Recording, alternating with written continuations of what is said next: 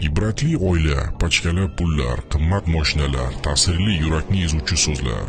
Yengil hayot, lekin bu aslida sizni cho'ntagingizga kirish uchun tayyorgarlik edi desam ishonasizmi?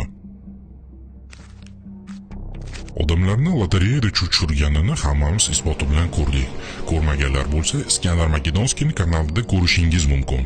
Bu masxaraboz xalqdan uzr so'rash o'rniga yolg'on gapirib qovun tushirishda davom etdi. Mana bu yerda qayni ukasini Sankt-Peterburgda kvartira olgani bilan tabriklaydi.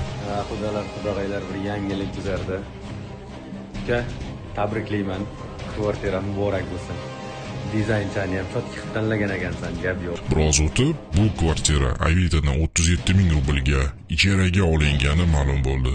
Anton akani o'zi bo'lsa, uyi va o'zi mashhur bo'lib ketganidan xabari yo'q chamamda. Bu yerda esa Rossiya fuqaroligini olganini maqtanib ko'z-ko'z qilgan.